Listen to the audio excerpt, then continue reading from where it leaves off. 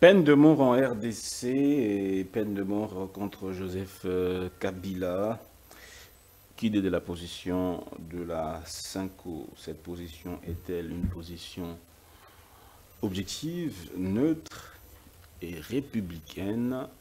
C'est la première question. Deuxième question, qu'impliquerait la signature du CIER? C'est le cadre d'intégration économique et régionale entre la RDC et le Rwanda. Voici donc les deux sujets de l'émission d'aujourd'hui. Voilà, j'ai trois invités, initialement trois invités, mais on a deux. On espère que le troisième va nous rejoindre dans quelques instants. Monsieur Eric Izani, d'abord journaliste, analyste de questions d'actualité. Monsieur Yves Badjoko, cadre de l'ECID, à la jeunesse de l'ECID. Et puis Monsieur Mike Gardidiana, qui n'est pas encore avec nous sur ce plateau. Comment allez-vous, Monsieur Eric Izani? Ça fait quand même un petit moment, on vous a pas vu. Ça va très bien, Dieu nous protège. Et puis bon, merci pour l'invitation, on est là. Je vous en prie. Monsieur Yves Badjoko également. Bonjour et merci également de prendre part à cette émission.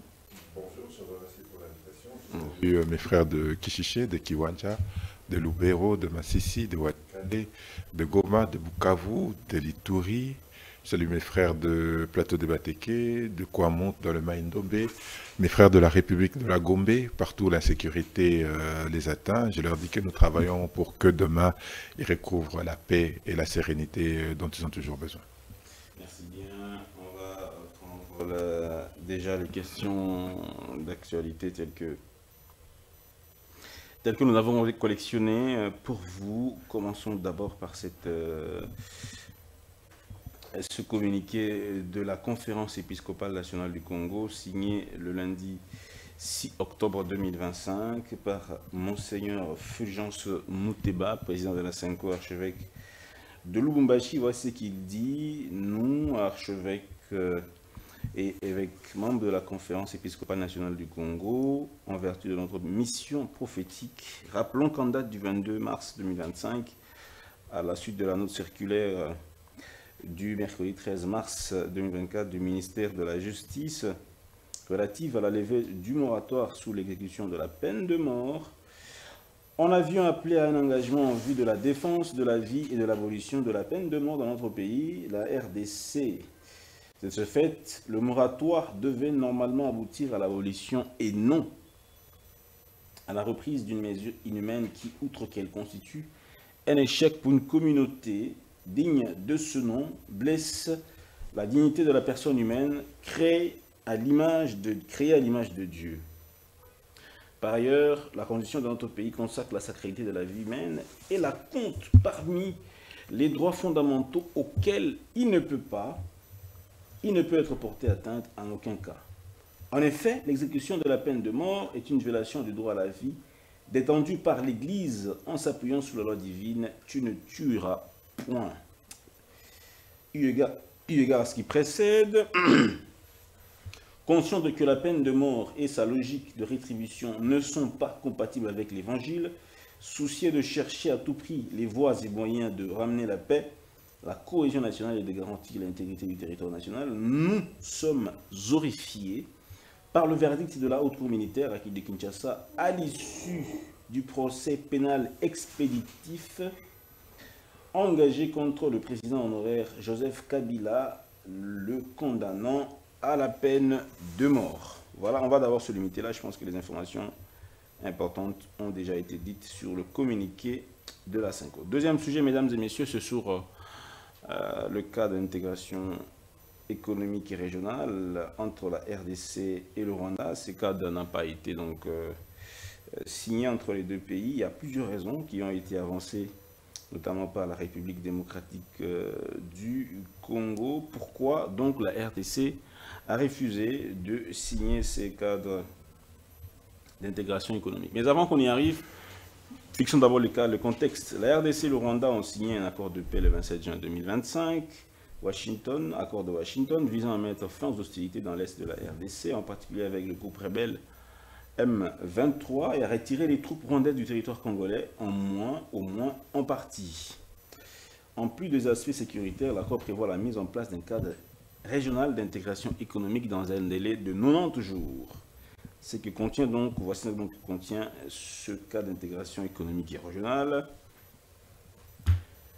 Premièrement, c'est la chaîne d'approvisionnement des minerais, coopération pour la traçabilité, le développement d'industries de transformation locale plutôt que simple exportation brute, arrêt du financement des groupes armés via les minerais, énergie projets conjoints comme Ruzizi 3, exploitation durable de méthane du lac Kivu, infrastructure réhabilitation des actes logistiques transfrontaliers, corridors douaniers, amélioration des routes, points frontaliers, connectivité, tourisme, parcs nationaux, conservation de partage des revenus du tourisme transfrontalier, harmonisation des politiques de conservation, lutte contre le braconnage, protection des parcs nationaux de bordereaux, santé publique, coopération pour la prévention des épidémies, partage d'informations, renforcement des services de santé dans les zones frontalières. Pourquoi la République démocratique du Congo a-t-elle refusé de signer cet accord, ce cas d'intégration économique avec le Rwanda? La RDC dénonce la présence militaire rwandaise qui est donc persistante dans l'est du pays. La RDC exige que 90% des troupes rwandaises se retirent donc de l'est avant toute signature de l'accord économique. Kinshasa considère que la sécurité n'est pas assurée tant que des forces rwandaises ou de groupes armés soutenus par Kigali restent actifs dans ces zones. Ce retrait fait partie donc des clauses prévues dans l'accord de paix de juin 2025 signé à Washington. Voilà la position de Kinshasa. Avant de donner la parole à mes invités, je vais lire une information qui nous est parvenue. Voilà, on va lire. Un réseau de politiciens et journalistes mafieux et corrompus, déterminés à salir l'image de prestige du président intérimaire de l'Assemblée nationale, l'honorable professeur Isaac Jean-Claude Chilumbaï, à travers un texte conçu dans le laboratoire obscur des politiciens sans boussole, en complicité avec des journalistes commerçants, l'on attribue la prétendue instabilité qui régnerait au sein de la Chambre basse, la volonté de prolonger l'intérim à tout prix, une gestion chaotique des séances plénières, les mouvements sociaux ignorés ou mal gérés, une stratégie de division au sein du bureau. Voici donc la première réplique.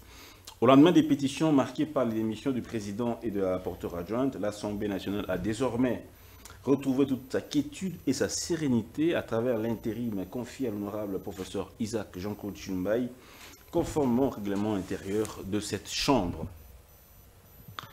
Professeur des universités depuis une bonne dizaine d'années, détenteur des diplômes universitaires de prestige en droit et en relations internationales, l'honorable Isaac Jean-Claude Chilumbaï est un routier du respect des textes dans son esprit et dans sa lettre, ainsi que de la procédure. Ayant dirigé plusieurs thèses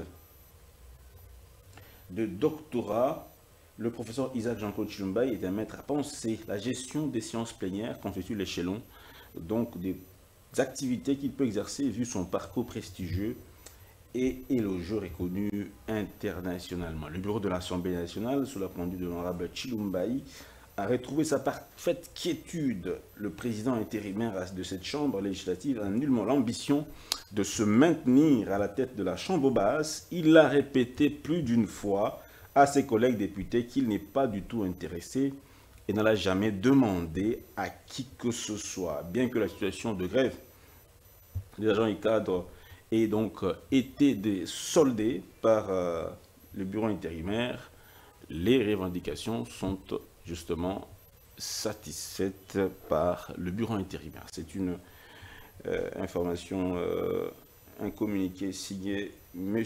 Salomon Yambo, qui est donc chercheur expert en droit public et parlementaire, lui donc qui a voulu classer, réagir face à certaines critiques et rumeurs.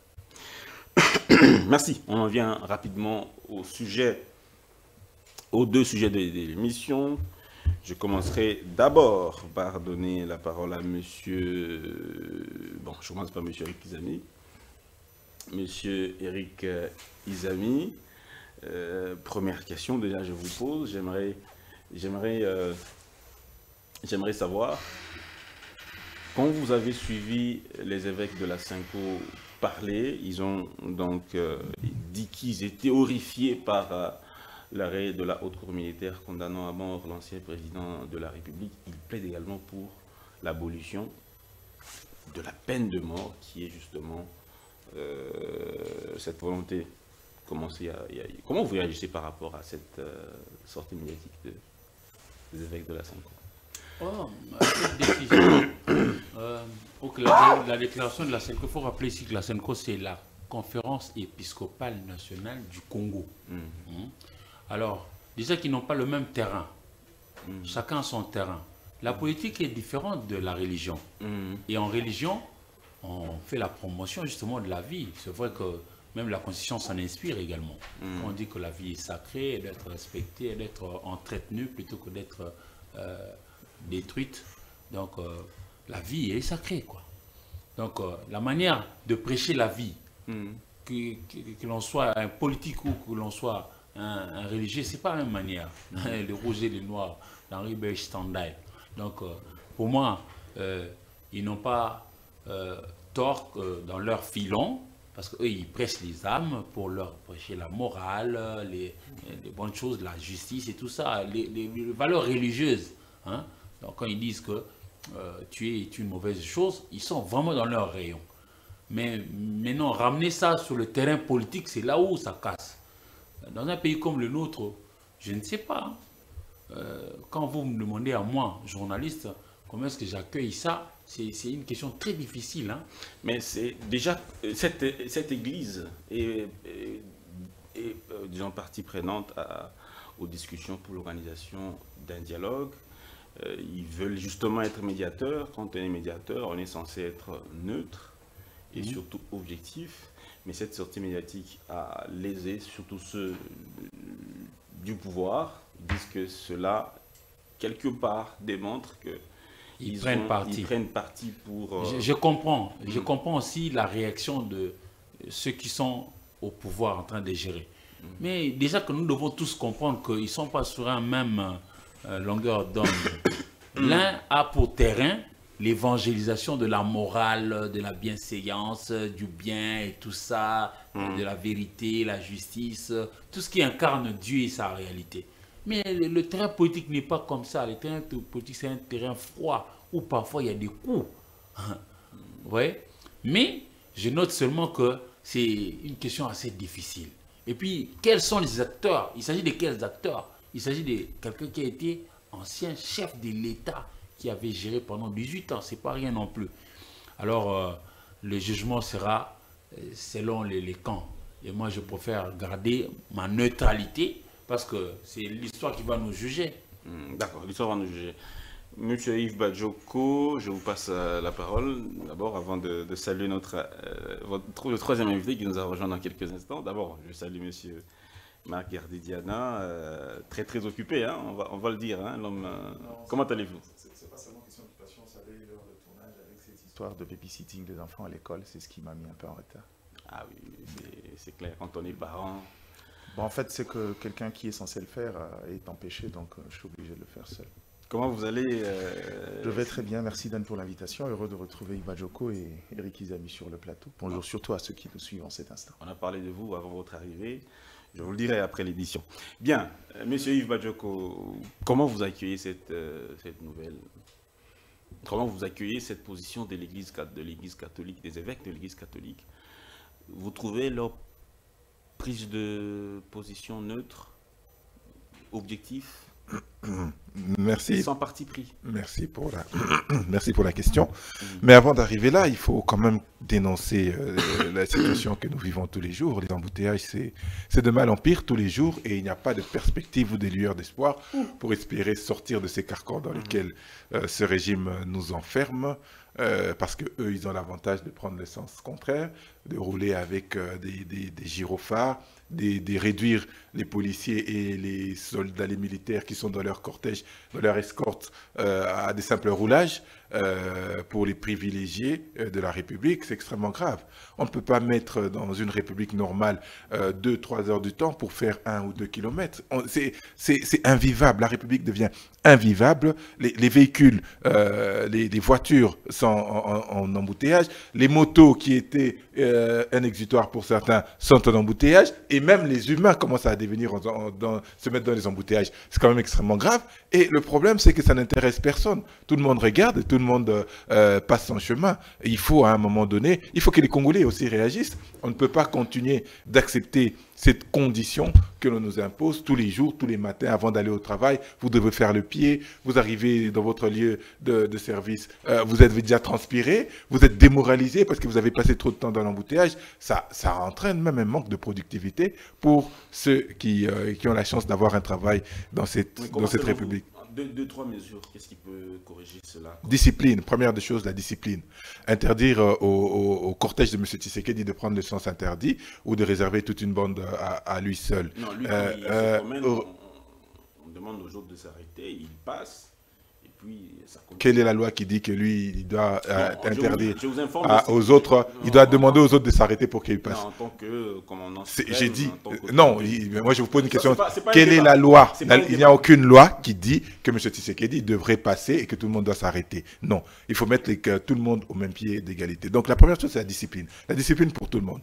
Pour les privilégiés, pour nous le peuple. La deuxième chose, il faut reconstruire le réseau routier, il faut construire de nouvelles routes, pas réhabiliter les anciennes, parce que avec l'afflux de nouveaux véhicules, ça ne résoudra pas le problème. La troisième chose, il faut bien payer les agents qui sont commis à la circulation routière. Je vois aujourd'hui qu'on met des PEM, des soldats, mais dans 2, 3, 4 jours, ils vont s'habituer avec les receveurs et ils vont prendre les motos à roulage. Ça va redevenir le bordel comme c'est maintenant. Et la chose la plus importante, c'est que Kinshasa est une mégalopole. Elle répond maintenant aux critères et aux conditions des mégalopoles. Il faut déplacer la ville. Il faut construire une nouvelle ville. Ça c'est à long terme. Il faut construire une nouvelle ville. Donc à moyen terme, très moyen terme, il faut de la discipline, améliorer la solde le salaire des roulages. À moyen terme, construire de nouvelles routes. Et à long terme, il faut construire une nouvelle ville parce que ici, c'est simplement invivable. D'accord. Voilà, sur la question de la condamnation de Kabila, d'abord la première chose, avant d'arriver sur la position de la SENCO, il faut se poser la question, dans le contexte actuel de la République démocratique du Congo, qu'est-ce que ce procès a emmené? Qu'est-ce que ça nous a donné de plus? Qu'est-ce que ça a donné de plus aux Congolais? Quelle solution ça apporte dans la résolution de la crise? C'est une analyse politique. Quelle est la résolution? Non, ce n'est pas une analyse politique, c'est une analyse humaine, c'est une analyse sociétale. Il faut regarder la société. Comment est-ce que la société fonctionne aujourd'hui? Une personne commet une infraction, il est de bonne loi qu'il soit jugé. Oui, je suis d'accord. Voilà. Mais il faut que ce jugement puisse apporter quelque chose à la République. Qu'est-ce que ça apporte à la République aujourd'hui, ce jugement? Il faut se poser les bonnes questions. Parce que la justice est rendue pour améliorer la société. La justice n'est pas rendue pour nous maintenir dans un climat ou dans un stade plus difficile que là on était. La justice ne doit pas être rendue pour fracturer les populations, pour diviser les Congolais. Donc là, pour la base, c'est celle-là. Si elle apporte quelque chose, si vous êtes d'accord que ça a apporté quelque chose à la République, tant mieux. Si ça n'a rien apporté à la République, il est fondamental de se questionner et de se poser les bonnes questions. Vous parlez de la position de la SENCO, mais la SENCO est dans ce rôle. L'Église, ou alors la position de la SENCO est dans ce rôle parce qu'ils ont une mission prophétique. La SENCO est un organe de l'Église. Il ne faut pas d'abord oublier qu'il y a... Vous comprenez ceux qui disent que Nanga a été condamné, la SENCO n'a pas fait de communiqué, il y a les gens qui ont tenté un coup d'État ici à Kinshasa, le groupe de Malanga. Le groupe de Malanga, la SENCO a été silencieuse. Il y a les Koulouna, les jeunes qu'on a arrêtés ici, nombreux étaient condamnés à mort. Et la SENCO restait silencieuse. Pourquoi, juste après Kabila, ils prennent position? Mais je vous ai dit ici quel est l'impact de certaines décisions, qu'elles soient de justice, dans le vécu quotidien. Comme je dis, la SENCO est dans ce rôle prophétique, c'est-à-dire de se mettre aux côtés des opprimés, c'est-à-dire de se mettre aux côtés de la nation, aux côtés des plus faibles, et elle mesure l'impact que cette condamnation pourrait avoir dans les vécus quotidiens, dans l'organisation de la société. Mais la SENCO, à la base, s'est opposée effectivement à la levée du moratoire sur la peine de mort. Elle ne pas de la même manière. Hein, mais il fallait, elle a dit de manière claire, autant qu'elle a fait ce communiqué, autant elle a fait le précédent communiqué pour dire qu'ils étaient contre l'application de la peine de mort. Maintenant, la position de Joseph Kabila en tant qu'un ancien président a peut-être milité pour une prise de position parce que le retentissement de leur position serait plus forte que s'ils exprimaient pour un Malanga ou un autre. Donc, pour nous considérons que la SENCO est restée dans son rôle prophétique. Elle est contre la peine de mort. Elle est restée dans cette position. Ne renforce pas la méfiance de ceux du pouvoir, hein, qui disent que cette SENCO roule pour certains acteurs politiques. Elle roule pas pour nous, j'espère. Parce que si elle ne roule pas pour nous et que nous pensons qu'elle peut être fédératrice, qu'elle peut rassembler tout le monde, c'est une opportunité. Mais le plus grand problème avec nous, c'est qu'on oublie l'histoire. L'ancien secrétaire général de l'IDPS, à l'époque, avait dit qu'ils avaient fait 50-50 pour combattre Kabila, avec cette église qui aujourd'hui traite des partisanes. Donc si la SENCO a été partisane, alors elle a été partisane depuis qu'elle a fait 50-50 avec l'IDPS, ou alors elle est devenue partisane aujourd'hui parce que c'est l'IDPS qui est en face. Très bien. SENCO est-elle partisane? La SENCO a-t-elle fait un choix d'un camp politique? Quel est votre avis par rapport à ça? Je ne sais pas si la SENCO a pris parti, mais c'est vrai que dans la plupart des cas, ces déclarations sont un peu proches de l'opposition. La plupart des gens reprocheraient à la SENCO, particulièrement je ne sais plus, Monseigneur, au cardinal Ambongo, d'être proche d'un camp politique de Joseph Kabila. Je ne rentre pas dans ces élucubrations.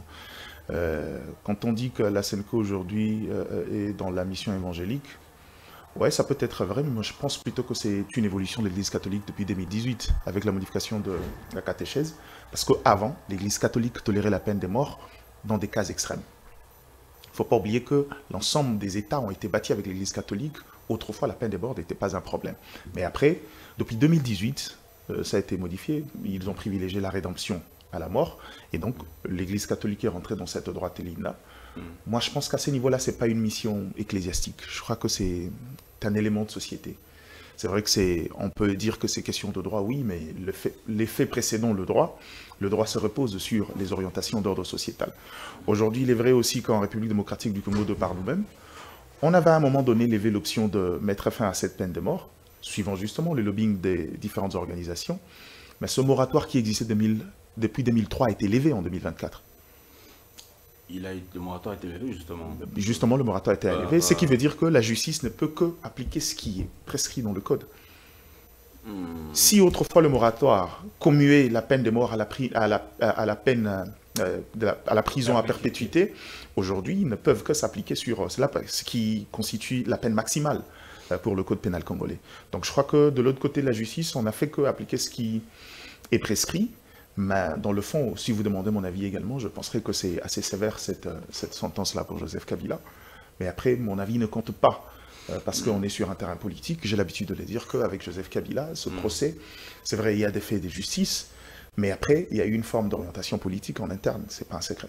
Est-ce que cette position de la SENCO est-elle de nature à renforcer la méfiance des acteurs politiques qui, entre guillemets, pas des acteurs politiques, j'avais déjà entendu cette phrase avant, avec vis-à-vis du pouvoir, la réponse est oui.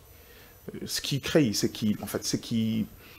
une sorte de désengagement dans les orientations de la SENCO, c'est justement cette tendance à avoir en fait, la facilité d'intervenir quand il s'agit d'un cas et pas les autres.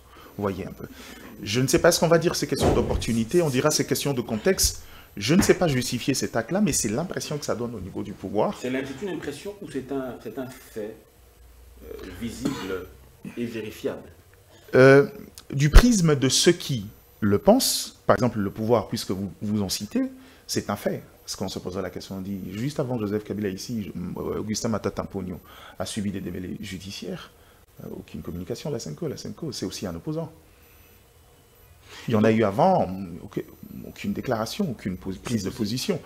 Maintenant, le cas, c'est quand c'est Joseph Kabila, pas seulement dans la décision judiciaire, mais depuis un certain moment, dans chaque rapport de force qui est engagé entre le pouvoir et l'ancien chef de l'État, il y a forcément une intervention. Dans ce contexte-là, la SENCO serait toujours crédible à organiser ce dialogue, ou être facilitatrice ou encore médiatrice, au regard de la manière dont elle est perçue par la... Encore une fois de plus, Dan, c'est question c'est question de perspective ou de prisme. Aujourd'hui, si le pouvoir va à un dialogue fédérateur avec l'ensemble de la classe politique, vous verrez que la majorité de cette classe politique a confiance à SENCO. La majorité, même au sein de la majorité au pouvoir? Non, j'ai dit la majorité, ça veut dire que, excepté le pouvoir, l'opposition dans sa diversité, aujourd'hui, s'il y a une confession, il y a une organisation de société civile qui joue encore de la confiance de cette classe politique, c'est la SENCO, aidée par l'histoire. Mais la vérité est que de l'autre côté du pouvoir, on a l'impression que les choses ne sont pas faites de manière très juste. Et moi, je leur concède à juste titre, parce que même dans le contexte où l'État est agressé, dans le contexte où le M23 tue chaque jour, même quand il y a de morts, il n'y a pas une position claire. Ils ne disent rien. C'est quand une décision de justice arrive contre Joseph Kabila, c'est alors qu'elle parle. Ce sont les éléments qui frisent un peu comment dire, le côté clanique ou encore l'option levée d'être pour un camp. Mais dans le fond, encore une fois de plus, je le dis en fonction du regard de pouvoir. Quant à moi, je pense qu'il y a toujours un compromis à faire. Si on estime que la SENCO, et je suis sûr que si le pouvoir va avoir l'opposition dans sa diversité, le seul élément qu'on lui opposera à la table, ou le seul médiateur qu'on lui opposera à la table, c'est la SENCO, quitte au pouvoir aussi de pouvoir trouver, parce que, à part la SENCO, en tant que médiateur au niveau interne, sur le plan externe, il y a suffisamment des organisations et des institutions qui peuvent proposer un autre médiateur, quitte à mettre tout le monde d'accord. Mais dans le fond, la SENCO, aujourd'hui, vis-à-vis du pouvoir, a perdu une certaine crédibilité, de par ses orientations et surtout ces déclarations, souvent, qui frisent le parti pris et j'ai envie de dire, l'amnésie quand il s'agit de certaines questions de manière générale, comme la question de la guerre de l'Est particulièrement. Monsieur Eric Izami, la SENCO, vous pensez que la SENCO peut-elle toujours jouer ce rôle de médiateur pour un dialogue qui peut avoir lieu d'ici peut-être 2 ans, si l'on suit son orientation depuis que justement cette guerre a commencé? Vous pensez que la SENCO a-t-elle perdu sa crédibilité? Voilà, encore une fois, la crédibilité, vous le dites par rapport à tous les acteurs de l'Union sacrée. C'est difficile que d'avoir aussi un acteur qui pourra avoir le sentiment de tous les autres intervenants, c'est difficile. Mais j'ai comme l'impression que, particulièrement pour ce temps-ci, j'ai l'impression que la SENCO est mal vue par le régime par rapport au fait que vous avez énuméré. Quand on donne, par exemple, une sentence pour X monsieur, la SENCO reste muette. Mais quand il s'agit de Y monsieur, la SENCO s'exprime. Ça fait quand même craindre. Alors, mettre tout le monde d'accord, c'est difficile, mais je crois qu'ils peuvent toujours voir là où ils ont été eux aussi bénéficiaires de services de cette même structure, etc. Ça va évoluer comme ça. Mais bon, on ne pourra pas non plus avoir le point blanc sur toute la ligne. Hein. On n'a pas une organisation comme ça. C'est-à-dire qu'on verra plutôt quelle est la structure capable de pouvoir nous amener à pouvoir nous mettre ensemble si possible. Et puis après, on va fédérer les énergies si possible pour s'entendre afin que nous puissions avoir la paix. Mais ça demande aussi les dépassements de part et d'autre. Pas qu'au niveau de la SENCO. Je crois que même par rapport surtout aux acteurs en lice. Surtout aux acteurs en lice. Le dialogue est un chemin de non-retour. On ne peut pas aujourd'hui se passer. Le dialogue, je crois que tel que c'est compris chez nous en RDC, c'est là où ça passe. Dans le contexte actuel. Mais dans le contexte actuel, le dialogue était un moyen essentiel. Quand on entre dans la démocratie, on est obligé de se parler. On ne peut que dialoguer. On ne peut que, jamais faisant, bon an mal an, on ne peut que parler. Mais encore faut-il que les uns et les autres, nous puissions savoir c'est quoi l'objectif. Mais si le dialogue vient avec la connotation donnée, particulièrement à Kinshasa, où, in fine, c'est pour se partager les gâteaux, les postes et tout ça, c'est là où, généralement, le mot dialogue, là, craint. Le mot dialogue, là, craint. Merci beaucoup, monsieur Eric Izami. Mais en dehors de la SENCO, si la SENCO n'organise pas ce dialogue, vous pensez qu'il y a une structure au niveau interne qui peut piloter ce dialogue? Mais c'est difficile. C'est très, très difficile. le chef de l'État avait dit qu'il était d'accord pour le dialogue, mais seulement l'initiative partira de lui, disons, le pouvoir. Mais bon, je ne vois pas est-ce que les autres qui sont en face, quand je dis les autres, particulièrement je vois ceux qui sont au niveau de l'Est, dans la partie orientale, les Nanga et compagnie, vont-ils venir à ces dialogues-là? C'est là où nous en appelons au dépassement des intérêts partisans pour voir la nation, parce que la nation doit quand même survivre au-delà de nos intérêts, des intérêts. Voilà. D'accord, peut-être l'ONU, les Nations Unies aussi, peut-être les Nations Unies sont chez nous depuis plusieurs décennies déjà. Les organisations. Nous avons tout le monde ici. Nous avons eu, on a vu venir tout le monde. Les organisations régionales peuvent accompagner aussi. Je crois que ce dialogue peut-être. La réalité voudrait que nous puissions avoir des acteurs capables de pouvoir se dépasser pour prioriser la paix chez nous. Parce que si ce sont les autres qui viennent pour nous mettre en accord, j'ai l'impression que ça casse toujours. Qui n'avions-nous pas vu venir ici? Nous sommes encore là avec les Nations Unies. Elles sont là chez nous. Vous comprenez la paix? Merci beaucoup. Vous comprenez cette position de cette réticence de l'union sacrée vis-à-vis de la SENCO, cette réticence, cette méfiance de la SENCO à pouvoir piloter ce dialogue? Je pense que c'est Martin Fayulu, à la sortie de rencontre avec Félix Tshisekedi, celui-ci lui dira il est partant pour un dialogue, mais la SENCO ne garantit pas vraiment une neutralité vraiment dans le cheminement de ce dialogue. Est-ce que vous comprenez ceux qui se méfient quand même de cette église? Moi, je vous dis qu'il faut d'abord que nous fassions très attention. Lorsqu'on dit que la SENCO ne dit rien, lorsqu'il y a la guerre, lorsqu'il y a des morts et tout, mais la SENCO fait quelque chose. La SENCO a pris son bâton de pèlerin pour parler à tout le monde, pour dire qu'il faut que tout le monde se mette autour d'une table pour discuter des questions qui fâchent la République et pour trouver. La SENCO a produit un pacte social pour la paix et le bien vivre ensemble en interne en République démocratique du Congo, ainsi que dans la région ainsi que dans la sous-région. C'est bien, on peut dénoncer chaque fois qu'il y a des morts, mais si on ne passe pas à l'action, ça ne sert quasiment à rien. La SENCO a toujours milité, a toujours fait les choses et elle le fera. Lorsque vous parlez de la méfiance, mais moi je suis quand même un peu beaucoup surpris avec les Congolais, on oublie facilement l'histoire. En 2015, entre 2015 et 2016, je vous rappelle que les églises ont servi de point de départ, parce qu'on ne va pas dissocier la SENCO de l'église catholique. Les églises ont servi de point de départ pour la bataille contre le maintien de Kabila au pouvoir. Alors, en cet instant-là, je vous ai posé la question, cette SENCO, elle était toujours partisane ou elle était toujours au milieu du village? Et lorsque, sous prétexte que l'initiative devait venir de quelqu'un, M. Kabila a pris l'initiative de nous emmener Kodjo pour faire un dialogue. Qu'est-ce que ça a produit? Que nenni. Ça produit zéro. Et M. Tshisekedi ne s'est pas empêché, en sortant son petit Kodjo et Bérante, qui a fait la même chose. Pour quel résultat? Zéro résultat. Donc on perd du temps au Congo en voulant oublier l'histoire, en voulant omnibuler ce que nous-mêmes nous avons vécu, en voulant aujourd'hui catégoriser et mettre les uns et les autres dans certaines cases. Nous ne vous rappelons pas ici que la SENCO avait dit que les résultats produits à l'époque pour l'élection de M. Tshisekedi n'étaient pas conformes ni à la réalité, ni à la vérité. C'est vrai que c'était Monsengo qui l'avait dit, mais il avait bien dit. Mais c'est les mêmes qui ont dit, après, que du mal pouvait sortir le bien. Et là, on parlait bien de M. Tshisekedi. On savait bien qu'il était arrivé à travers une fraude électorale, mais qu'on lui a laissé la chance. C'est les catholiques qui ont laissé. C'est la SENCO qui a pris cette position. Est-ce que vous pensez que nous n'avons rien à reprocher à l'Église catholique ou à la SENCO? Nous pourrions avoir des éléments à reprocher, mais ici, on ne parle pas des intérêts personnels et partisans. Ici, on parle de la République. Ici, on parle d'un dépassement de soi. Et effectivement, comme tout le monde l'a dit, l'un des acteurs majeurs qui peut nous permettre effectivement de nous mettre sur une table, c'est la SENCO. Mais aujourd'hui encore, n'oublions pas, ne faisons pas une fixation sur la SENCO. Ce n'est pas la SENCO aujourd'hui qui est restée la seule. Il y a la SENCO, il y a l'ECC, les pasteurs de l'ECC, il y a Ejiba Mampia, et il y a même aujourd'hui le représentant de M. Tshisekedi, son conseiller en matière de sécurité, qui ont formé un bloc pour nous produire une feuille de route qui doit nous emmener vers les élections. Alors si on a des réticences, on a une réticence contre quoi? Contre qui?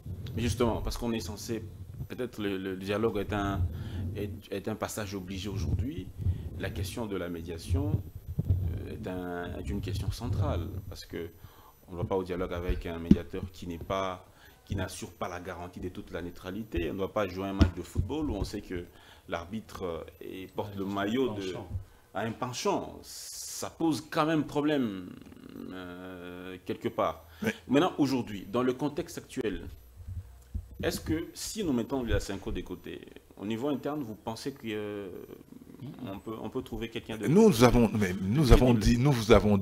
répété 1001 fois qu'il faut faire ce processus de Kinshasa autour des évêques de la Senko, mais aussi autour des pères de l'ECC. Pourquoi vous faites une fixation sur la Senko? Ce n'est pas elle seule qui va jouer. Ce n'est pas elle seule. C'est le même duo là. Mais non, ce n'est pas le même duo. La Senko prend ses positions, les pasteurs de l'ECC prennent certaines positions, mais après, oui, après ils se mettent ensemble. Mais il n'y a pas que.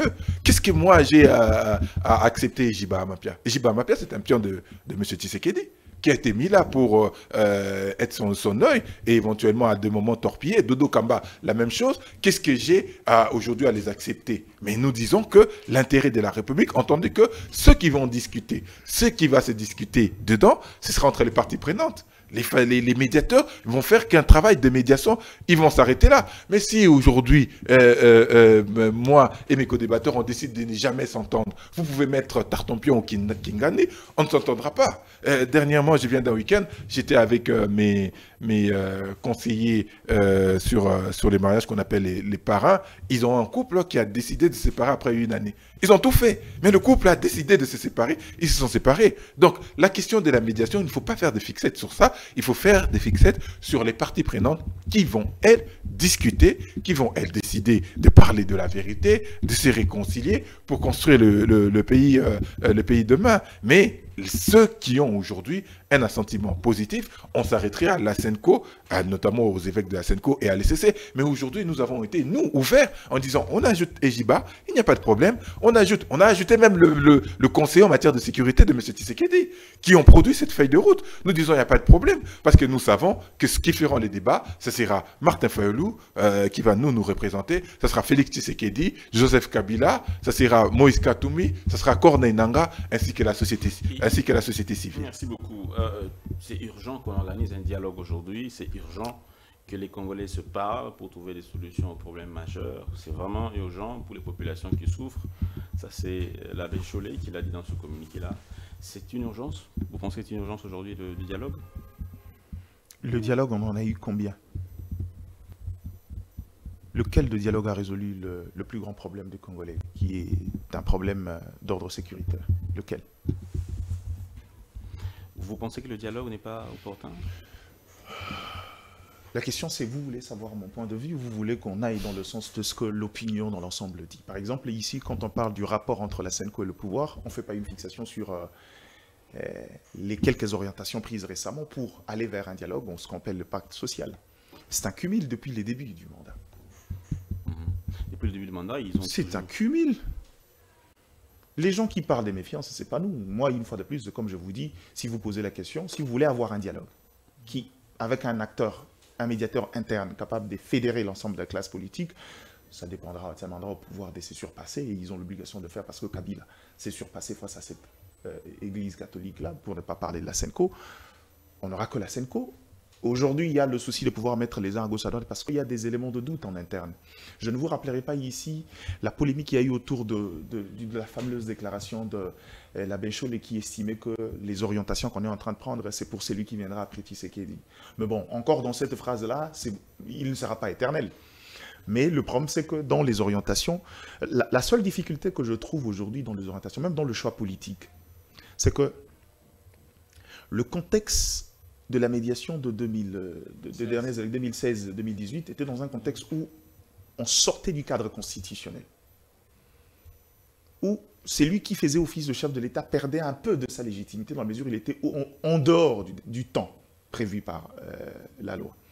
Aujourd'hui, l'erreur qu'ils sont en train de commettre, c'est de vouloir évincer quelqu'un qui joue encore de sa légalité, de sa légitimité. On veut bien remettre en question les élections. Qui veut évincer? Non, mais vous pensez que Nangaa a pris les armes, pourquoi? Oui, mais... Il le dit tout le jour, le souci c'est de chasser Tshisekedi du pouvoir. Est-ce que ça c'est moi qui l'ai dit? Oui, mais nous parlons des évêques de la Senko. Non, mais on parle pas seulement, on parle de... Quand on parle du dialogue, vous voulez mettre Nanga des côtés.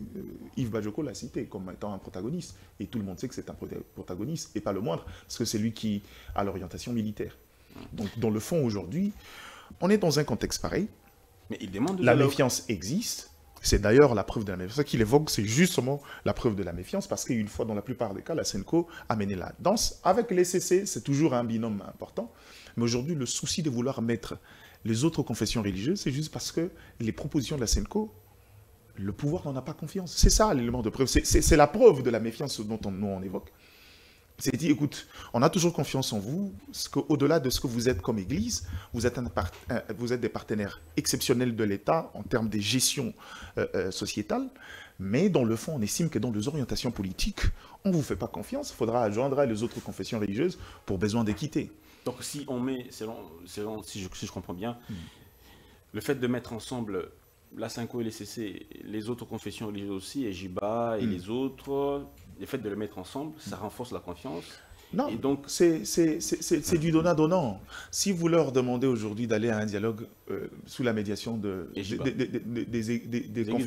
églises de réveil, ils n'iront pas. Ça, c'est une vérité de fait. Si vous demandez au pouvoir d'aller dans un dialogue sous la médiation de la Senko et CC seulement, le pouvoir n'ira pas. C'est-à-dire, ça fait partie des éléments de concession. Écoute, vous avez confiance à telle orientation religieuse, nous on a confiance à telle orientation religieuse, comme ça, ils vont assurer comme ça, mutuellement ils vont se surveiller pour que personne n'ait torpille quoi que ce soit. C'est ce que ça veut dire, c'est aussi simple que ça. Et ça pour moi, encore une fois de plus, je le dis, dans la position de ceux qui remettent en question cette neutralité du pouvoir, il y a quelques éléments. Yves Bajoko parle de faire. Je doute de l'orientation de ce que lui, il appelle faire. Pour ce que lui appelle faire, font partie justement des éléments de doute de la part des autres, de leurs adversaires politiques. Parce que, quand il s'agit de la condamnation de Kabila, pourquoi la Senko n'est pas allée vers les chefs de l'État pour dire, écoute, engageons une discussion pour voir si un ancien chef de l'État, trouvons un compromis politique pour voir comment on peut alléger. Vous faites une déclaration. Il y a une différence entre mener des démarches pour un dialogue et s'est montré solidaire. Et ça, maintenant, j'ai fait appel à son côté Église. On ne peut pas, l'Église, décider, on dit on compte aujourd'hui, depuis les débuts de l'AFC, plus de 15 000 morts. Mais il y a aussi un message de soutien. Que... Ça, c'est nous, ça, c'est notre part à nous en tant que population. On estime que ça frise quelque chose. Parce que quand vous éludez les conséquences néfastes d'un fait, vous allez vers les orientations politiques pour dire on va réunir tout le monde pour dialoguer. Ils l'ont dit, le volet justice n'est pas mis de côté dans ce dialogue. Il y aura un volet justice, ils parlent de justice transitionnelle, si je comprends bien. Si j'ai compris le pacte, la feuille de route, ils ont parlé de justice transitionnelle, qui serait également... Vous connaissez la feuille de route qu'ils ont présentée. Vous connaissez une négociation qui s'est passée sans justice transitionnelle? Ça n'existe pas. Mais c'est ça la justice ou pas? C'est la justice. Non, mais pourquoi vous mélangez? Mais il y a aussi, je parle de justice, mais il y a aussi de ceux qui pensent que ceux qui ont tué ne méritent pas d'être à la tour de la table parce qu'ils ont le sang des Congolais sur leurs mains. C'est un argument qui tient aussi? Je ne sais pas. Je ne peux pas avoir le monopole de la connaissance. Et ils estiment que ceux qui ont tué n'ont pas droit parce que nous cherchons à la discussion. Oui, regarde. Quand vous parlez de ça, quelle est l'orientation aujourd'hui? Il ne faudra pas faire une fixation sur les orientations internes. La question de la RDC aujourd'hui a deux volets. Il y a la gestion de cas au niveau interne, il y a la gestion des cas au niveau international. Quand vous parlez par exemple des orientations militaires, qu'est-ce que dans l'approche des États-Unis on a fait? On a pris le côté external. Il y a eu une discussion avec le Rwanda qu'on estime être l'instigateur majeur de cette guerre-là. Et puis il y a eu une considération interne par le groupe armé. Il y a eu une discussion à Doha. C'est lui qui a pris les armes. Le cadre propice pour une discussion, c'est là-bas.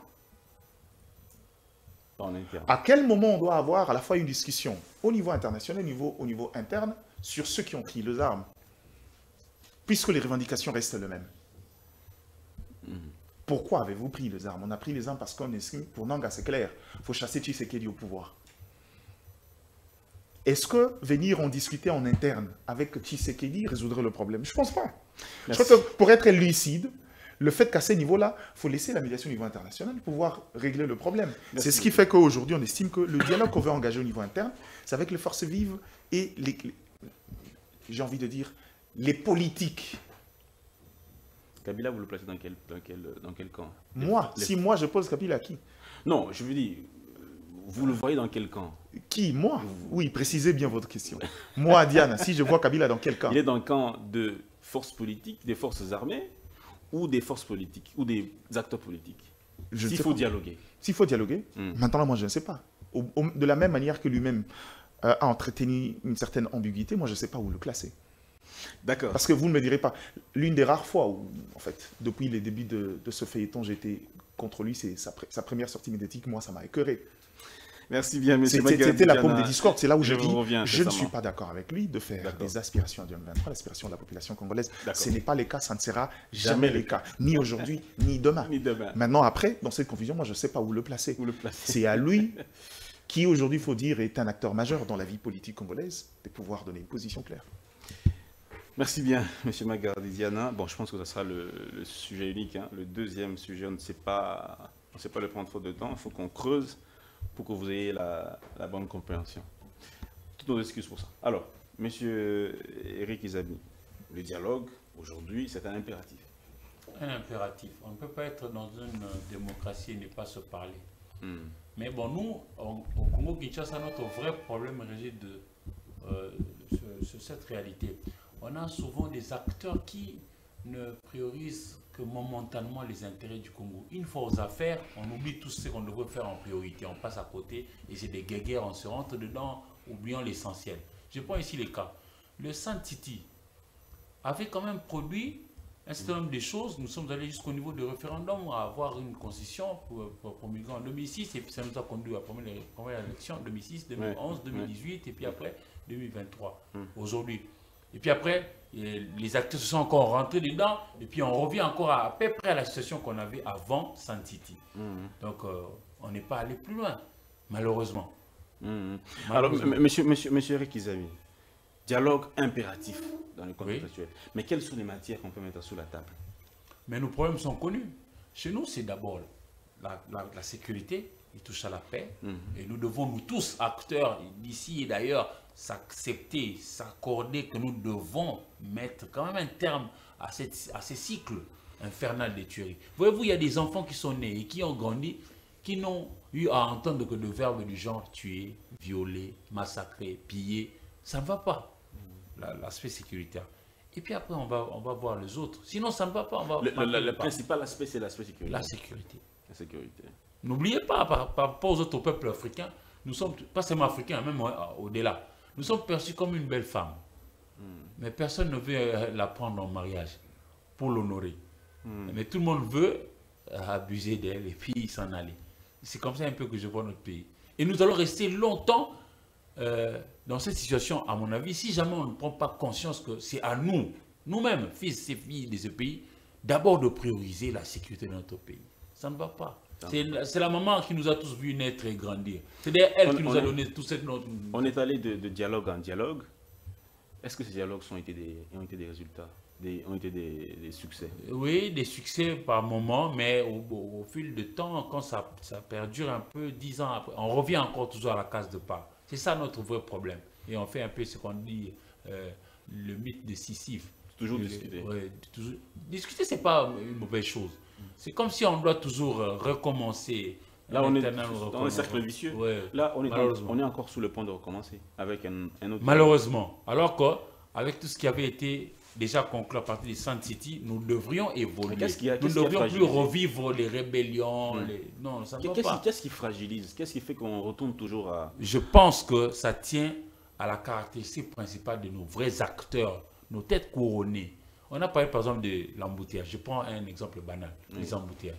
Vous dites que non, chacun de nous doit respecter le code de la route. Mais lorsque vous-même, autorité, vous êtes sur la route, vous prenez le sens contraire. Ça ne va pas. Ça ne va pas. Donc, ça ne va pas. Si tout le monde doit crier ces règles, mais tout va se dérégler. Nous devons nous en tenir à ce que nous nous sommes dit. Chez nous, quand il faut dialoguer, nous dialoguons toujours bien. Les grandes intelligences vont sortir avec des grandes phrases et tout ça. On va se mettre aussi d'accord. Mais lorsqu'arrivera le moment d'appliquer, on pourra peut-être commencer. Mais tôt ou tard, on finira toujours par revenir sur les anciennes positions. Comment faire pour qu'on ne tombe plus dans les mêmes erreurs? C'est-à-dire qu'il y a des que l'on fasse un effort. Il y a des bonnes résolutions, tout le monde applaudit. Ok, il y a un gouvernement qui s'installe, les choses continuent, mais après on tombe. D'un côté, il nous faut des acteurs consciencieux, qu'il s'agit de notre pays à préserver à tout prix. Et de l'autre, nous devons aiguiser pour moi l'éveil de la nation, là, le peuple maintenant. Parce que le jour où le peuple va s'éveiller et puis commencer à maintenant exiger aux uns aux autres, ah ben je crois qu'ils pourront maintenant développer la peur que de faire n'importe quoi, au risque que cette population puisse sanctionner. Parce que nous sommes encore, je ne sais pas très bien évaluer, parce que nous sommes un grand pays. Ce que les gens pensent ici à Kinshasa n'est pas forcément ce que les gens pensent à Sakania, etc. Donc voilà. Nous devons aiguiser cette conscience collective. Sinon, on va toujours avoir des gens qui vont venir, une fois au pouvoir, ils vont malmener les uns, malmener les autres, et puis on ne va toujours pas s'entendre, et tout ça. Et malheureusement, on donne même de l'eau au moulin à ceux qui n'aiment pas le Congo à pouvoir nous maintenir encore à genoux pour nous faire souffrir. Et c'est le cas, malheureusement. C'est le cas, malheureusement, actuellement. Merci bien, M. Rikizami. M. Yves Badioko, à part l'aspect sécuritaire qui peut faire l'objet des discussions, est-ce qu'il y a des matières aussi importantes qui aussi peuvent être mises sur la table pour dialoguer?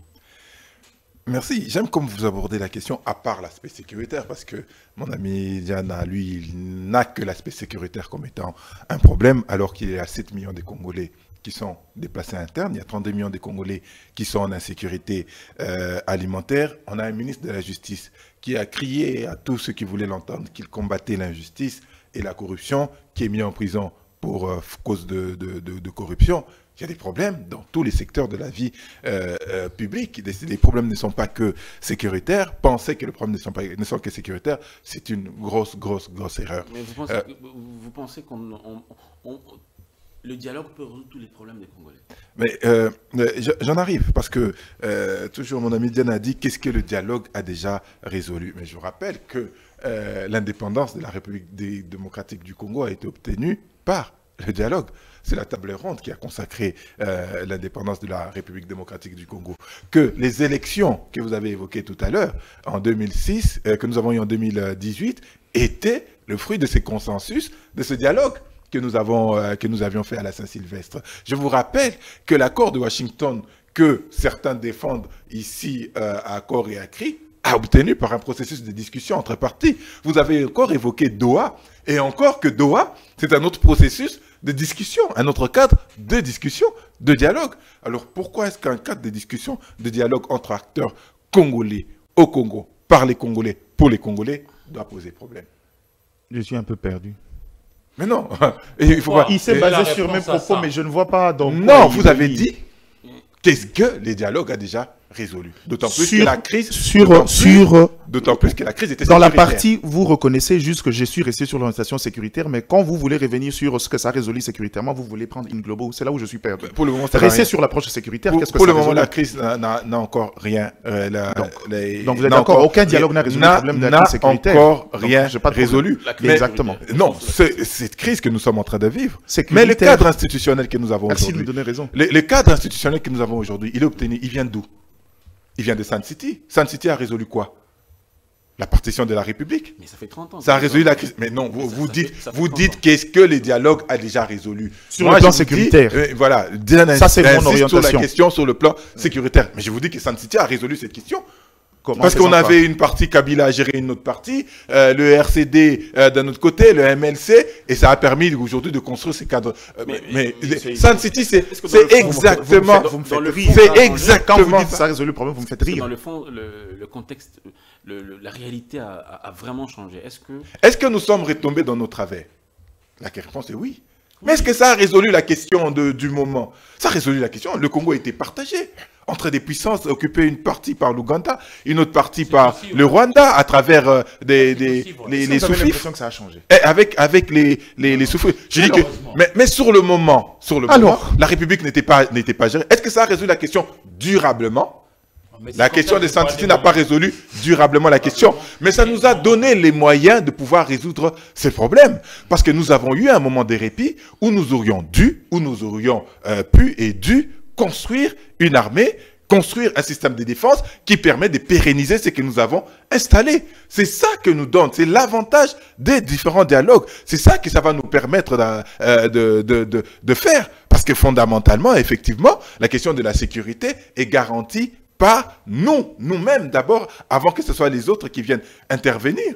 Donc dire que ça n'a pas résolu des problèmes, le dialogue n'a jamais résolu un problème, c'est totalement faux. Mais sinon aujourd'hui, aujourd'hui, le RCD allait continuer à administrer la partie qui est le territoire qu'ils occupaient. Sinon aujourd'hui, le MLC allait rester dans son coin avec son armée et organiser les choses. Et peut-être que la balkanisation aurait été, c'est un résultat. Et peut-être que la balkanisation aurait déjà été consacrée. Pour vous, le problème a été résolu, mais pas durablement. Le dialogue a permis de poser les bases de la résolution des problèmes. Quelles bases? Quelles sont les bases? Mais lorsqu'on a fait 1+4, où tous les acteurs qui étaient en rébellion sont revenus ici, lorsqu'on a eu le pacte de Sun City qui nous a permis d'avoir une constitution et de nous emmener vers des élections, ce n'est rien ça? Ça a résolu les problèmes. Mais le problème est que nous, les Congolais, comme il a dit, les Congolais, nous sommes répartis dans nos travers. C'est quoi les problèmes? Le problème, c'est nous. Lorsque Kabila veut se réfugier pour se garantir une certaine sécurité, il prend M. Tshisekedi, il le met dans un strapontin dont il n'avait pas. Qu'est-ce que vous reprochez à Tshisekedi principalement, qui vous pousse qui vous demande à demander ce dialogue, parce que vous avez commencé longtemps à demander ce dialogue. Mais quel est l'élément principal qui pousse Fayoulou à demander ce dialogue? Mais l'élément fondamental, c'est que nous allons faire des économies sur la guerre. Imaginons qu'en 2019, que nous ayons été entendus. Imaginons. Parce que nous sommes agressés, reconnus mondialement. Est-ce que si nous discutons en interne, l'agresseur va-t-il obéir à notre entente interne? Non. L'entente interne va nous permettre de construire une réflexion commune sur comment est-ce qu'on engage le Congo. Moi, je l'ai toujours dit, vous prenez aujourd'hui un ours en peluche, vous le mettez président des États-Unis. Il va appliquer, cet ours en peluche va appliquer la même politique envers la RDC que ça serait Trump, que ça serait Clinton ou un autre. Parce qu'ils ont conçu leur politique extérieure en fonction de tous, d'ensemble. Il n'y a personne qui va venir et va dire non, moi je n'aime pas ça et je change. Non, ils ont construit. Et c'est ce que nous pensons. Surtout avec le pacte social pour la paix et pour le bien-vivre ensemble. C'est ça l'avantage. Ça nous permet de penser le Congo de la même manière et d'y faire face comme on doit le faire face et tous ensemble. Vous savez, si je vous pose la question aujourd'hui, par exemple, c'est quoi les Grands Lacs? C'est quoi les Grands Lacs? Vous me posez la question. Mais si je vous posais la question, si j'avais l'opportunité, si nous nous posons tous la question ici, c'est quoi les Grands Lacs, nous aurons tous une réponse différente. Tous. Mais nous pensons par exemple chez nous à SID que la conception de Grands Lacs, c'est ce qui est intéressant, c'est celle que Mobutu avait à travers la CPGL, c'est-à-dire le Rwanda, la République démocratique du Congo, le Burundi, c'est ce qui constituerait la question des Grands Lacs. Mais en opposition, que pensent les Occidentaux de la question des Grands Lacs? Pour eux, les Grands Lacs, ce n'est pas toute la République démocratique du Congo. Ce sont les Kivu, c'est le Rwanda, c'est le Burundi peut-être un peu, et c'est cette zone-là. Vous voyez déjà cette différence de compréhension. Quelqu'un d'autre parmi les Congolais va croire que c'est ça les Grands Lacs. Mais alors que ce n'est pas ça le Grand Lac. Comment vous pouvez prendre une partie d'une république pour faire une région et l'autre partie, vous ne la considérez pas de la région? Et c'est l'avantage du dialogue sur lequel nous sommes en train de nous poser ici. Parler des questions sécuritaires, il est fondamental de parler de ces questions sécuritaires. Mais il faut aller au-delà. Il faut parler des questions. Il faut parler des questions des droits humains. Il faut parler des questions. Il faut parler des questions électorales. Les élections se préparent à la suite des élections. Dès qu'on a eu les élections en 2023, automatiquement, il lui fallu que nous préparions celle de 2028. Où est-ce que nous sommes de la préparation des élections de 2028? Nous sommes nulle part.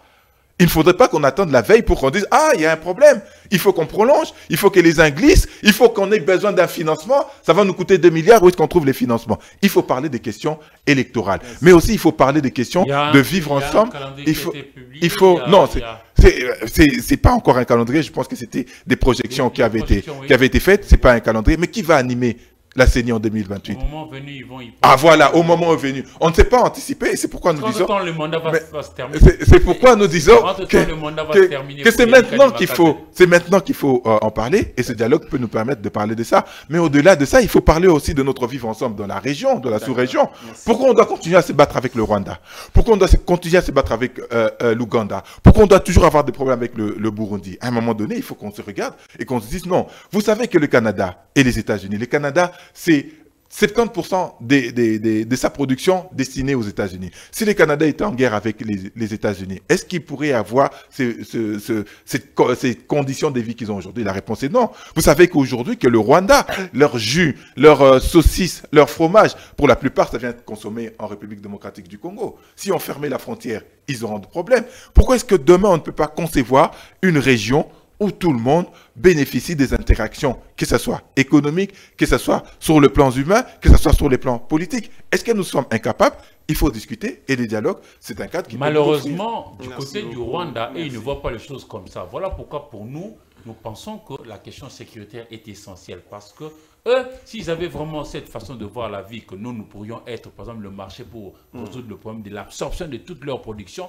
ils n'allaient pas nous faire de la guerre comme ils le font. Ils tuent, ils pillent pendant 30 ans. Oui. À nous de nous organiser. Mais il nous faut quoi? Il nous faut principalement des acteurs qui comprennent d'abord qui sommes-nous. Oui.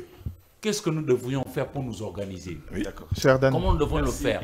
Et pour avancer. Et nous sommes là. Malheureusement, généralement, nous ne sommes pas dans la planification. Nous passons à côté de ce qui est essentiel pour nous. Bon, nous, on a encore foi aux Congolais. On a encore foi aux Congolais. Je pense que nous sommes là. Vous êtes là. Nous sommes des acteurs politiques qui nous orientons vers ça. Nous sommes là pour ça. Vous savez, depuis un certain moment, je me suis refusé d'intégrer les approches sémantiques quand on parle des résultats sur la question de la sécuritaire en RDC.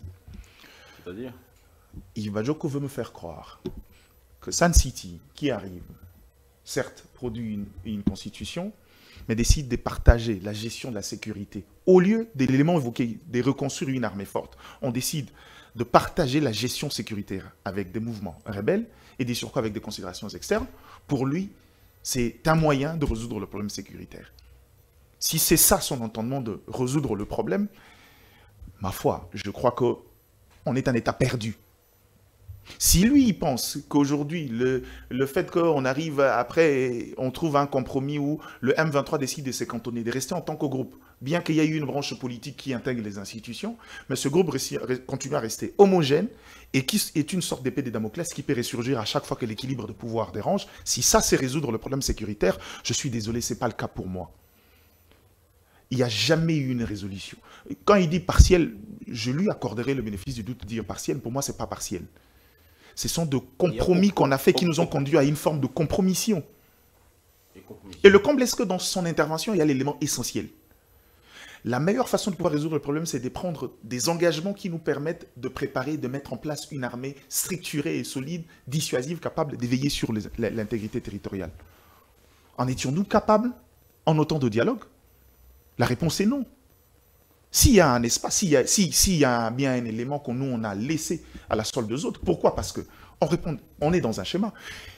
En politique, on dit, c'est par quoi on acquiert le pouvoir, c'est ce par quoi on le conserve. Si c'est lui qui a réussi à engager un dialogue et intégrer les institutions parce qu'il a soulevé des orientations d'ordre militaire, il gardera la main. À chaque fois, l'équilibre politique sera changé. Il reviendra au galop pour exiger avoir le même droit. N'est-ce pas là la mentalité des acteurs politiques congolais? Vous ferez quoi en 2001? Il y avait au pouvoir, il y a eu des rébellions, un peu. Vous êtes chef de l'État, vous êtes jeune, même pas jeune, vous êtes chef de l'État. Vous arrivez au pouvoir. On vous propose un dialogue à Sun City avec tous les belligérants. Vous faites quoi à la place de Kabila pendant cette période-là? Vous acceptez? Vous savez là où il y a le problème. C'est le problème, c'est dans l'initiative. Vous dites, on vous propose. Ça veut dire que vous n'êtes pas à l'initiative. Parce qu'on lui a proposé un dialogue, bien sûr, par la communauté internationale. Vous avez évoqué deux éléments de faiblesse, même si vous l'avez retiré après. La plus grande difficulté dans ici, on a toujours subi les dictats des autres. C'est là où moi je trouve que, c'est vrai, on a besoin d'acteurs résilients. On subit toujours. Et dans vos mots, vous trouvez l'expression valable. On vous propose. C'est là où j'ai dit, je suis dans la logique de ce que je dis à Yves Bajoko, que... Proposer n'est pas imposé en fait, quand même. Proposer n'est pas imposé. Vous avez la latitude de dire oui ou non. Avons-nous dit non? Dans quel cas le pays serait... Mais on accepte. C'est magnifique. Oui, justement. Dans quel état aurait été le pays si on avait dit non? Donc en fait, tout le monde finit par comprendre que ce que lui appelle résultat, c'était en fait de la pommade qu'on nous passait pendant ce temps. Qu'est-ce que les autres qui sont dans la profondeur stratégique faisaient? Continuer à nous maintenir dans la fragilité parce que nous, on était dans les apparences. On était dans la culture du moindre mal. Ça, c'est ce qui nous définit. Non, s'il vous plaît. Aujourd'hui, les autorités de Kinshasa ne peuvent pas arriver à Goma et à Bukavu. Parce qu'il y a guerre là-bas. Les zones sont occupées, sont minées, ainsi de suite. Ni à Kwamout. Non, attends. Non, je pose une question. À l'époque, Kisangani, une partie de l'Équateur, Kinshasa ne pouvait pas mettre les pieds là-bas. Oui. Mais aujourd'hui, ces choses faites, on peut le faire. C'est quand même un résultat. Oui ou non, monsieur Maguire-Diane? Je dis avec un non majuscule. Pas de résultat. C'est pas un résultat, Dan. Vous ne pouvez pas compter à une paix durable en comptant sur les dynamiques externes. Ça n'a jamais existé. Posez la question aux théoriciens de sécurité. Vous ne pouvez pas vouloir bâtir quelque chose de solide dès lors que l'ensemble de vos structures repose sur les autres. Ça veut dire qu'à chaque changement, les autres recourent exactement au même mécanisme pour vous fragiliser. Et comment on a mis fin à la guerre mondiale? Les deux. Particulièrement la première. Quelle première? Première guerre mondiale. Oui, on a mis fin à quoi? Et qui a aidé à mettre fin? Ce pas les Européens, ce sont les Américains. Je suis perdu. Non, parce que vous dites que des organismes extérieurs ne peuvent pas permettre à résoudre des problèmes sécuritaires. Moi, je vous dis que la guerre mondiale a été mise, c'est grâce aux Américains. Mais alors? Vous permettez? Vous permettez? Non, c'est moi qui vous ai interrompu. Non, vous permettez? Allez-y, allez. On me ramène sur la guerre mondiale. On dit les Américains ont réussi à mettre fin à la guerre et parce qu'ils sont mécanismes externes. La plupart des États, là, ont sous-traité leur sécurité aux États-Unis.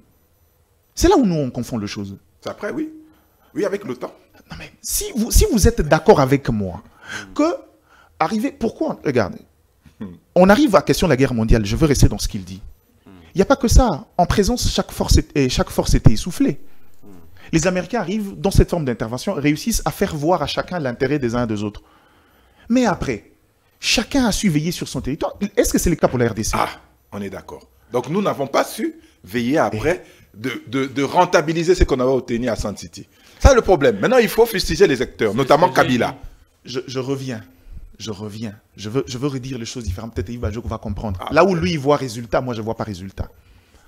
Quand on arrive, aucun des États autour, aucun des protagonistes dans la guerre mondiale n'a laissé les autres être des acteurs structurants de sa sécurité. Je dis bien personne. Alors que chez nous, c'est volontairement qu'on le fait. Et c'est ce que j'appelle, c'est du bluff en fait. Je ne peux pas arriver chez Dan, je viens avec la médiation parce qu'en face, la guerre c'est bien, mais la guerre est coûteuse. Chaque partie, on trouve un compromis, on trouve des intérêts, on se décide, on se met d'accord. Mais que moi, en tant que stratège, je pars du Rwanda, finis par rendre compte qu'il dit, celui-là, c'est vrai, je veux aller dans une orientation de dialogue, une sorte d'accalmie, mais la survie de mon État dépend de ce que lui possède. Je décide de le maintenir dans l'État tel qu'il était pendant la guerre. Pendant ce temps, nous, on est dans les apparences. On voit cette accalmie de façade. Pendant ce temps, nous, on est dans les processus DDR, on dit réinsertion, mixture et autres. Vous appelez ça résultat. Des éléments consacrés dans une approche de dialogue. Diana, mais c'est là où je suis d'accord avec toi. Quand tu dis, nous sommes restés dans des postures. C'est nous qui sommes restés dans nos postures. Mais je parle de nous, je parle pas de autres. Ça voudrait dire que c'est notre faute à nous. On n'a pas obtenu des résultats. La question, ce n'est pas la même chose. Non, la question, ce n'est pas le dialogue. La question, c'est qu'est-ce que nous avons fait de ces résultats. Qu'est-ce que nous avons fait, nous, de ces résultats? Non. Parce que si nous avions été efficaces, si nous avions été efficients, si nous avions été... Permettez-moi de vous expliquer pourquoi le problème, c'est nous. Non. Si nous avions été... tolérants. Vous allez me prendre votre temps. Si nous avions été stratégiques à l'époque pour effectivement construire une armée solide entre 2006 et 2011 par exemple, on n'aurait plus tous ces problèmes. C'est parce que Kabila n'a pas été suffisamment costaud pour le faire. Et voilà. Dan, finalement on discute de quoi? Est-ce que dans ça, l'absence de la profondeur stratégique, vous pensez qu'on peut obtenir, il y a un résultat à obtenir dans ça? Parce que, je vous rappelle, la phrase que vous avez dit dès le départ, quand je parle de crise maintenant, pour moi, la crise est sécuritaire. Je suis dans l'approche sécuritaire. Est-ce que vous avez l'impression que dans ce dialogue-là, on a été suffisamment stratège pour avoir les résultats? Vous me direz non. Dans lesquels? Quel dialogue? Je parle des dialogues. C'est ce qu'on a actuellement. Je parle des dialogues dans l'ensemble. C'est qu'on a actuellement. Cite-moi un dialogue qui nous a permis sécuritairement dans la série, qui nous a permis d'avoir des résultats. Moi, je vous ai dit, Sun City nous a permis d'avoir des résultats et nous n'avons pas capitalisé sur les résultats.